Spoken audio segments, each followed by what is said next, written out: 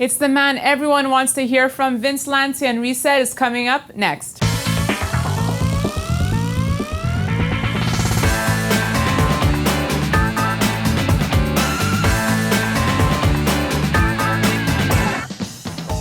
And he is back. Vince-Lanci joins me again. Vince, thanks so much for being with me. Nice to have you back from your trip. Vince, I'm catching you right after the conclusion of the FOMC. I'm going to guess that you're not surprised by the statements that were made yesterday. Yeah, we talked a little bit offline or off air. We weren't that surprised. The last couple of times that the FOMC statements were coming out, the markets took big hits after the statements, as the markets were hoping for some sort of a QE type of thing. However, this time the markets, when I say the markets, I mean the broad risk-oriented markets, and I'll give you the three: equities, crude oil, and we'll put gold in there as well. Everything came in weaker today and continued to sell off up until 12:30. At 12:30, the FOMC statement comes out, and the markets just swooned from there, which was a little surprising, considering they had gotten ahead of themselves expecting bad news. The statement by the FOMC was that they were extending Operation Twist, which is essentially the bonds that they're buying, they're going to sell those out and buy bonds further back in duration. Not really something in the spectrum of hope that the bulls are looking for in commodities or equities. So between 12:30 and 1, the markets were volatile and were washing out. However, at about 1 o'clock, they stabilized and reversed hard. Crude oil, equities, and gold were very strong. Equities and gold were the strongest. And although you can make up any reason for why it rallied, it's a bounce after bad news, we tend to think it's because that at about 1 o'clock, Angela Merkel said something she had not said before. And she said that Germany, through one of their bailout funds, is prepared to make bond purchases. She said that a half hour after the FOMC. So she was shoring up her own markets, and everything came back almost unchanged in some respects. Then about half hour later from there, or at 2 o'clock, Ben-Bernanke starts talking, and you start to see the meltdown again in everything. Gold being the tallest pygmy, but it was selling off. So it looks like from today's activity, the market correctly anticipated non-bullish information. It's sold off. It's weaker. We'll have to see what happens from here on out. So, Vince, is it almost as if Merkel's statements had more of an impact than FOMC? That's reasonable. I think you caught some people short there. I think there's a subtext of what's going on between Europe and the U.S. And in Europe, they're hoping that the United States will do something to help them, whether it be open a discount window to make more dollars available or lower interest rates further. But meanwhile, on our side, Bernanke, accused by many of being too soft in easing, we believe that he's not going to do anything substantive until Europe does something substantive, whether that be get their act together fiscally or whether that be lower interest rates. Their interest rates are about a percentage point higher than ours. So I don't think Bernanke's going to do anything until they do something. So, Vince, tell me, what do you think Bernanke's real message to all of Europe is in all of this? Well, he made a statement, and the statement was, hold on, I have it written down here. I want to quote it right. He said, Bernanke says Europe has adequate resources to address its problems during the press conference. He's essentially giving Europe the finger. He's basically giving Europe the finger, saying, you better do something to help yourself before you come to me looking for help. And I think that's a subtext. Fortress America. Sorry, Jamie Dimon, but America's a better fortress than you. Right, Vince. Always love your interpretations. Now, sticking to the choice of Bernanke's language, you were telling me offline that you see a difference in the tone he was using last month compared to what he said yesterday. What's contradictory in those statements, Vince? While he did nothing in the quantitative easing category this time, they did change the language from the previous statement, and they changed the language to set the table for more easing. And if I can just read off of a paper that I have here.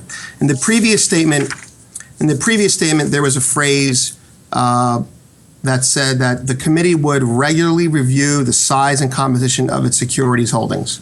It's a pretty benign statement. That was redlined and changed this month to the Fed is prepared to take further action. I think that is, there's the contradictory point will come up in a second, but I think that's consistent with the release of the numbers. The outlook for the economy, they released, the GDP was lower, the unemployment figures were worse looking forward. So I think they're setting the table for more easing of the quantitative type, just not yet, and it's not going to be for some time between now and the election. So what we were saying again offline, Vince, basically in a nutshell, Operation Twist bearish for gold, QE3 obviously bullish, correct? Right. So opposite end of the spectrum, people were expecting either the bears were hoping for an extension or no change in Operation Twist, which essentially is what happened. Although they're going to buy more bonds than they said they would. And at the other end of the spectrum, the bullish spectrum, is QE. And I think the important thing to think moving forward for gold versus equities people is that the next QE that comes, or some they'll have a new name for it, the new QE, like the new iPad, who knows?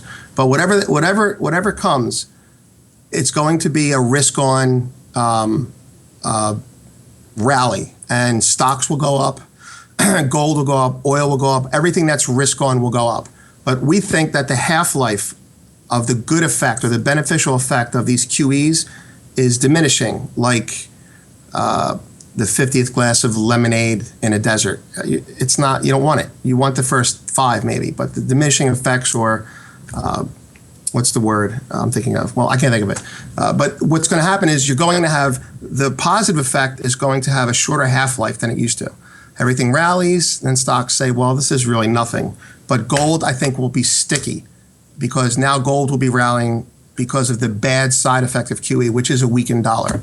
So if you get a QE and the market breaks 1680 on the upside, hold on to your seat. I think that's the beginning of the real deal. And as we're speaking, Vince, I just received a viewer email from London from Latif Hanan, who writes, in the immediate aftermath of the release of the FOMC statement, the dollar spiked and the metals, particularly gold and silver, shot downwards. But then in a matter of minutes, gold prices shot back up north, which he says he found strange and inconsistent with the FOMC statement. He then read a thread stating that bargain hunters had jumped in to buy the dip. He says, I totally disagree with this notion, because it wasn't bargain hunters who sent the gold prices north.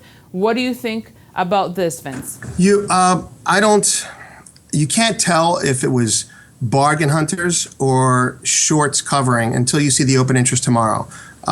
So that's speculation in and of itself. However, gold is overreacting to every bit of news that comes out. So I think he's right to be cautious. I'll give you an example. The thing that we're watching right now that's making us not happy with gold as a trading vehicle is when you look at gold versus the euro. Gold is, and they're tied together a lot, very closely, very correlated right now. We look at the volatility of the two products, and gold volatility is way higher than the euro's volatility. And the market seems to move on a lot less news and a lot more rumor oriented. So your readers or your viewers email about the sell-off reversing hard, I think was entirely from rumors and statements coming out of Europe from Angela Merkel. And again, we are in a big range. So I think he's smart to be safe. Right, Vince, and you were saying before how only traders should really be playing this game right now. Can you elaborate on that? And the day-to-day movement will probably scare you, but on a month-to-month basis, we're nowhere. And some time ago we were in a range of a range of a range. Well, now we're in a range of a range, but the volatility is widening. So on the week we'll be unchanged. But on any given day, we'll be 50 higher or 50 lower. Right, Vince. And you did say that if we do see a QE3, we could see gold prices hit that 1900 level again. Yeah, our prices are very simple. Between 15 and a quarter and 1680, it's noise. It's hard to see it as noise, but it's noise. I mean, gold is a $1,700, $1,600 asset. A $100 move is not like when it was $400. This is not that gold. So on a QE3, you break 1680, You break 1800, new highs would be in order. Below 15 and a quarter, we would be extremely scared to be buying the first price down. We'd let it drop to as low as 1300, and then we go in with both hands. But yeah, again, we've stated it before. We think you'll probably have new highs in 6 months, and we're sticking by it.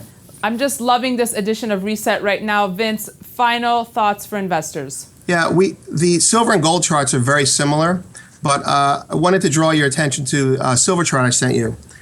We have a model that tells us to get ready for a violent move in one direction or the other. And while gold has been having expanding ranges, it's ended up nowhere for the most part. Silver's been going nowhere. It's flatlining. It's like it's dead.